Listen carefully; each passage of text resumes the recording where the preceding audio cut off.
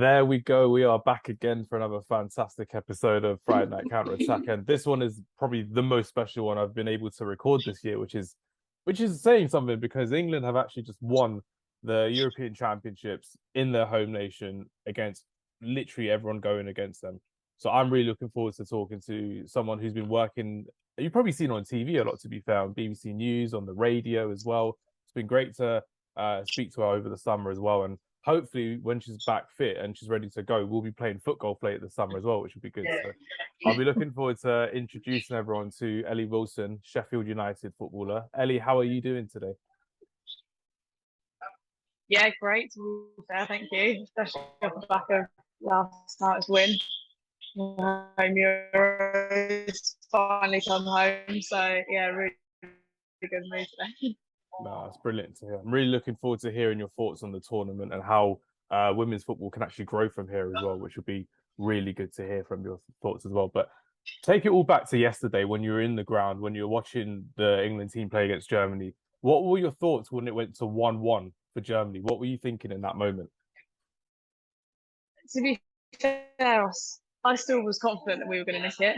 I was sitting next to my mum and she was like, all of a sudden everything went negative and everybody was all tense and the atmosphere was a bit like cut it with a knife, I think. But I still had faith that we were gonna produce, and the likes of Leslie Russo coming on, obviously Chloe Kelly, the players we've got in attack, it's just frightening. So I thought we looked dangerous anyway, and then when they came onto the scene, I just thought, yeah, like we've still got plenty of chances left in this game, and I didn't think at that point that Germany were offering as many chances as what we were. So yeah, I was still pretty confident, but I must admit I do not want to sit through that ever again. Like my heart was racing for the whole game. So I don't know how you can sit on the touchline as a gaffer and do that week in, week out. It was unreal, but I was confident they were going to do it.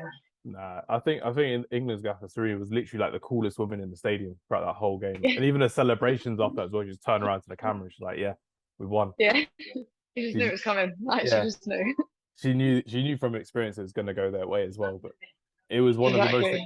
I would say it's probably one of the top three moments in English football's history in terms of the impact, the moment that it has as well. Because a lot of people are still saying annoyingly, it's great, but it's not as good as the men's winning it or getting to the semi-final. But for me personally, I disagree because England actually have a hand on the trophy. They are actually bringing it home. It doesn't matter if it's a men's team or a women's team. I personally think it's actually the greatest moment in English football history as well. And definitely in the top 5 of English sporting history of all time as well. What are your thoughts on that, Ellie? I'd inclined to agree with you. I think the nature of that game, to be fair, it was more everything that game stood for, because it was so much more than just winning a trophy. And England as a nation, we don't get our hands on trophies very often, so exactly. That alone and that aside was like huge just for us to be able to bring something back to England. And obviously we've had men's results that we've fallen at the final hurdle or not got semi-finals, and in previous years that's obviously been a bit of an area of hurt for English fans because we've just come so close and never quite managed to do it. But the fact that the women have brought that home, I think everybody has some sort of attachment and involvement in that in itself. And again, on top of that, the fact that it is the ladies' team and everything that comes with that in terms of the history of it and the women's game being banned and then being reintroduced again, it's like everything that game stood for. There was a lot of emotion behind it, and I think the impact it's going to have, particularly on young girls and also English football in general, is absolutely massive. You've seen how like it's brought the nation together, which the Euros and football and World Cups and stuff generally does. But the fact that it's the women's team that is having that impact on everybody is like unbelievable, and something that we've all kind of dreamt of happening, and it's finally happening. So it's quite mind blowing, really. No, exactly. Because I can take this back to 2017 when England's cricket team won the World Cup for the first time as well. And then it was the same kind of situation where England's women had won the World Cup before England's men had won the World Cup. And then 2 years later, England's men won the World Cup in 2019. So it's the fact that it starts something new, and the fact that England's men's team in the cricket, they took advice and they took experience from the women's team that actually won in the final to actually get that experience and that exposure to high pressure situations. So I can honestly see Gareth Southgate, Harry Kane taking some of the advice from some of the women's players, especially from the likes of Beth Mead, Leah Williams, Mhm. it'll be Williamson as well. It'd be absolutely crazy not to take their advice going to Qatar this November as well. Yeah, without a doubt. I think, like I say, England is England, and for me, there shouldn't be any separation there, whether it's men's teams, women's teams, whatever it is, whatever category of England team you're playing for, be it football, be it deaf teams, all sorts of things. There's absolutely shouldn't be any separation there because we're all wearing the same badge, we're all standing for the same thing, and we're all representing the same country. So Exactly. regardless of what it is, I think it's important that we all come together. And I think now finally women's football is being accepted as its own sport in itself, and the comparison between men and women's in terms of the game is not as obvious as what it was before. And people are going, yeah, do you know what? England have just brought it home. They're not necessarily going, oh, it's just the women's team, or Yeah. it doesn't count for anything, or discrediting it in any way because it's the women's team. It's like, no, we just brought it home, so let's just celebrate that as a nation, and that's it, which is great. Because I've noticed as well, the day after, obviously, the final that we've just seen as well, people are still trying to make complaints and they're still trying to nitpick at certain things as well, that some of the players were celebrating in a different way, the way that they're going about the way that they've won. And I think it's just BS. I think it's honestly some of the worst way. Like, your England fans, you should be celebrating, you should be appreciating them, and you should be lifting them up even more to what they actually have achieved. And people are still nitpicking in the media on the morning news as well that we've seen as well. It's been awful for me to see because I'm just kind of there like, imagine like if you were like watching this 10 years ago before you were getting into professional football as you are now, and then you're seeing people in mainstream media saying, oh, this is great, but they're not doing it in a right way, they're not doing it in a certain way. Like, it would make no sense to complain or criticize after they've just completed the impossible. They made the impossible possible. But how would you kind of find it? Like, I personally think it's perfectly fine how they've been celebrating, how they've been appreciating their manager, whatever it's been. It's been Yeah, fantastic. to be honest, you just want a home Euros. Celebrate how you want. Exactly. Literally do what you want. I couldn't care less. I'm sure the manager couldn't care less. And they've done their job. They've inspired a nation. They've brought it home. They've won the home Euros. They've performed week in, week out for the duration of this tournament. And they've done the business on the pitch. That's what they're there for. Their players. It's their job. And their job is also to inspire a nation and the next generation. They've absolutely done that above and beyond. They're probably, they are breaking down barriers in terms of people's perception of the sport and what these girls have just achieved. Not even just the England team, all the nations that have competed in this tournament, it's just raising awareness in a really positive way. And in fact, they want to let their hair down and celebrate now.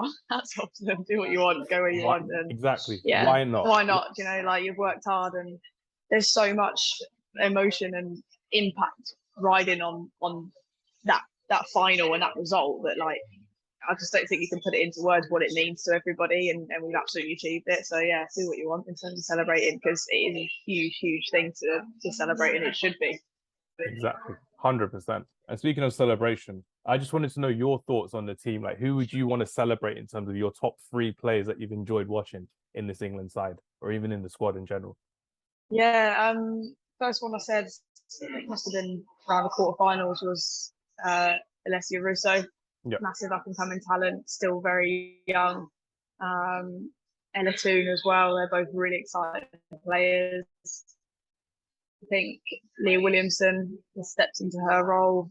Captain, leader, legend. Centre back and as captain unbelievably well. Probably see a few years ago. Yeah, that's it. 100% hit the nail on the head. And she's been captain at England youth age groups and had so many things that she's had to deal with in terms of her development as a player. And she's just filled the boots of whatever role she's been asked. And she stepped up to the plate today. And yesterday, sorry, to see her lift that trophy again was like, that was a big thing, So I'd say, yeah, definitely Leah, Alessia Russo, and I can't ignore Beth Mead, obviously top goal scorer, player of the tournament as well. So yeah, everyone smashed it. To be honest, you all played their roles, and you don't win a major tournament unless everybody on and off the pitch, be it playing or substitute or not playing at all, doesn't do their jobs, and everyone's done that. So yeah, credit to the whole squad. That's what I loved about it the most. You've got the strength and depth in that England squad as well, which is fantastic. So everyone was claiming for Russo to be starting, but even when she came off the bench yesterday, scored the first goal. It was pandemonium in the United Kingdom yesterday, just watching it. Not in Scotland, they didn't want us to win, obviously, but we were loving it in England as well, which is great. Yeah, she's such an exciting talent, and people were asking a question, is Serena going to change up the team? And I straight away said I don't think she will, and I don't think she should, unless there's injuries and stuff, because the impact that Leslie has coming off the bench, and Ella too, it's frightening for defences. When you're 60, 70 minutes into a game and your legs are going a little bit, and all of a sudden you've got this young, exciting, energetic talent coming onto the bench, that's where she's had her most, like, the biggest impact in. She might not have had as much impact had she started the game when people are fresher. So, yeah, she's done amazing. I feel like when I go to Man United next season, I have to get a Russo shirt instead of like a Ronaldo shirt or a Christian Eriksen shirt for next season as well. Represent European that's champions. The thing, like, we laugh about it, but like that's the way the sport's going. To see young boys and men and lads just wearing England women's team players' shirts with their names in the back. Like, I was just looking at that and I was thinking, that's how far we've come. It's unbelievable. I'll go coaching in schools in Sheffield, and the young boys, 8, 9, 10, they know these household names. They know the likes of Ellen White and Lucy Bronze, and they'll grow up and it'll be their normality. It'll be completely their norm that women play football, and that's what we've been trying to achieve all these years. And yeah, to see that is wicked. So definitely go get yourself a Russo or Toon shirt when you're back at United. No, it needs to be done. I'll be wearing it on the podcast as well. It'll be good to see how people respond to that as well. It'll be really good to play as well, playing football with Russo on the back as well, because national hero right there as well, which is great. Yeah, definitely. I wanted to touch on the attendance yesterday at Wembley being the top attendance for any European Championship game for men and for women. And I noticed back in around April or March, the new camp had the highest highest attendance for a women's game ever, but they weren't paid tickets necessarily compared to Wembley, and at Old Trafford at the beginning of the Euros as well, you had to normally just pay for a ticket. What are your thoughts on that? Because you mentioned about how far women's football has come, but just to see the numbers and just to see the full attendance at Wembley, what does that mean to you personally as a women footballer and as a woman coach as well in the game? Yeah, I think it just signifies the extent that the game has grown. Like, to say there's interest there is one thing, but the only way you can prove that statement is for people to be, physically attending the games and in their numbers, which they have been, and also tuning into the game on TV. Like, it's the most watched TV program for the whole of this year across anything, sport, not sport. It was the final last night, and when you combine those numbers with people who are attending Wembley, it's unbelievable to see that is actually happening now. Because when people say, you always get the comments online of, oh, people aren't interested, nobody cares, it's just women's football, and it's like, well, actually they do care, and the proof is there because you're here. They're there at Wembley right now, and you can't take that away. So yeah, it's really nice to see that, and hopefully the game will just continue growing. And off the back of it as well, I'd like to see more tickets being sold in the domestic leagues, and even you've got to generate the interest. I think if, like, you've got schools and stuff and you give out free tickets, can you let them see their first women's game? It's about, like, getting them interested in it first, and then everything else will come after that. So the fact that in camp some of the tickets were free, it's not a bad thing. Like, absolutely, just let people see the product first, and then they can make their judgment for themselves, and hopefully it's a positive one, which I think it would be.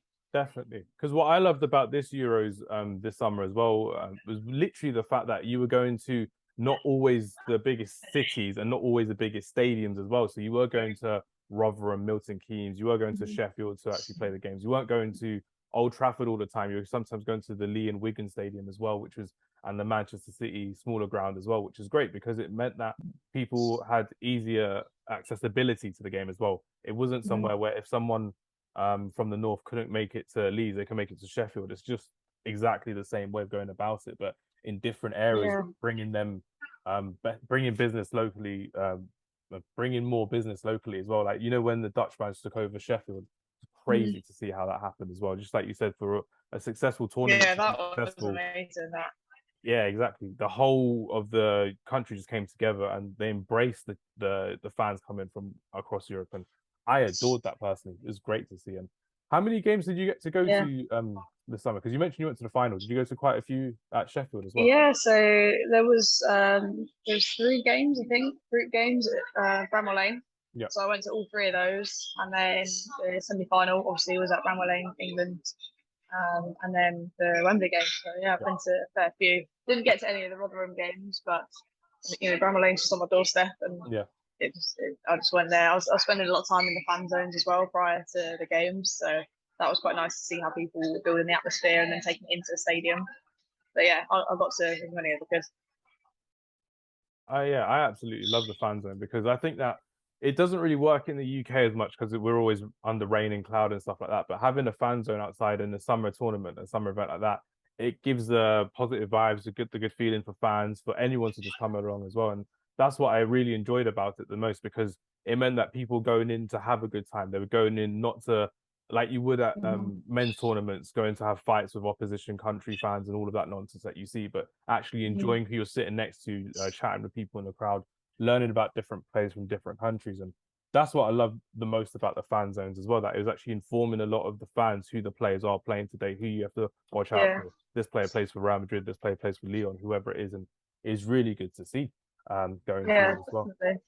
The game's quite like young in that respect, and getting it out there is one thing, but now you're going to see that these names become household names, hopefully, and then that translates into each nation's domestic league. So, you know, Div 1 in France or Bundesliga or La Liga, wherever it is, these players are playing. And like you say, it's just educating and getting used to these are the players, here's what they play, here's what they're about. And the fact that both nations can do that in a game like collectively without there being any sort of tension or fights or whatever is like really nice and refreshing, and that probably reflects why we've ended up with a bit more of a family vibe, and it's a bit more of it's a very different atmosphere, right? Definitely. And even leaving Wembley for yourself yesterday as well, I'd imagine it probably was just like another friendly atmosphere, just leaving, quite safe to get back onto the tube wherever you're going back to as well. Quite easy for you, I'd imagine. Yeah, absolutely. I remember speaking to somebody earlier in the week saying, like, you know, would you take a young family to, this is just a complete example, but Arsenal Spurs?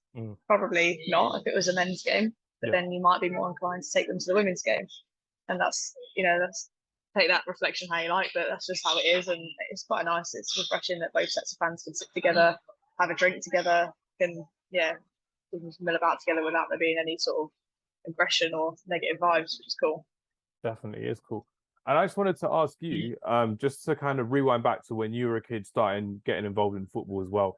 Who were your kind of role models growing up in the England team when you were growing up? Because it is a complete contrast to what we saw yesterday as well. Because everyone, like you said, is household names. But even back in like 2009, 2010, not all the games were always on TV. You probably just have like the national teams on TV as well to watch. But who did you kind of look up to when you were coming through as a young player for yourself? So I remember looking up to Rachel Yankee. Yeah. That was one player. I remember where it was. Went to watch her play for, I think it was Arsenal, and then in an England game. Yeah. So yeah, I loved watching her. And then this is a bit sort of further on, and Frank Kirby hadn't really been involved in the England setup as such, but I used to train with her at Reading. Oh, brilliant. So when she moved to Chelsea, when she got signed for Chelsea, that was like a big deal. It was a massive signing at the time anyway, so I could kind of see the pathway that she was following. And when she got her sort of foot in the door with England as well, that was another player that sort of really inspired me. I was a little bit older at that point, so I could relate to it a bit more. But definitely. Yeah, Rachel Yankee was probably the main player that sort of stands out for me. Obviously Alex Scott, but I didn't have access to see these players, and I didn't really know that it was a thing. And when I started playing football, I honestly couldn't even tell you why I started playing. I think I kept getting rejected from the academy, so I just kept thinking, no, you're not going to tell me no. I'm going to keep trying and get in. That was like my motivation, was because somebody had told me that I couldn't do it. But it wasn't because I could see positive role models and see a route into women's football at all. Because I didn't even know that there was other teams I could go and trial for. Every time I got rejected from Reading Academy, I didn't think, oh, let me go trial at Spurs or Oxford or Chelsea. I just didn't even know it was a thing. So, yeah, I was probably the only players that I'd say at that time. No, that's brilliant to hear. Because it's just the fact that it was such a different feel to women's football back in, even like I said, 2009, 2010, 2012, even just 10 years ago. It was great to see how it, like you said, it's a young game, but it has evolved quickly. There are a lot of people in this sport trying to evolve it quickly and naturally as possible as well, which is really good to see going forward as well. But Ellie, I just wanted to ask you, just before we wrap up our conversation, what can you expect? Not really hopeful, but what can you expect for this upcoming season of the Women's Super League and yourself in the Women's Championship as well? What can you expect from the fans? What can you expect from the media? What can you expect from the teams even as well, that they can help to capitalize on what England have just done yesterday by winning the European Championship? Yeah, I think it's absolutely essential that from a media perspective, marketing, that sort of thing, that we capitalize on it as much as we can. There's a huge buzz around the sport, and it'd be silly to, to miss any opportunities in continuing that buzz. So I think it's really important that we market the games for the Barclays WSL and the Barclays Women's Championship really well.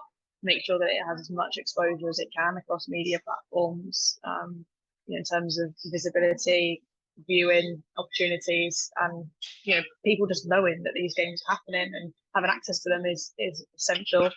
And just bigging it up as much as we can. Like, that's how we're going to get more attention, how we're going to get more fans through the door. I do expect that there will be a lot more interest, and attendances would be higher across both divisions. I'd imagine that would be the case, and that's great to see. So I think it's important that we do that in any way that we can. And if that means giving out the odd free ticket, then so be it, because the interest is there, and we want to keep it there and want to keep building on it.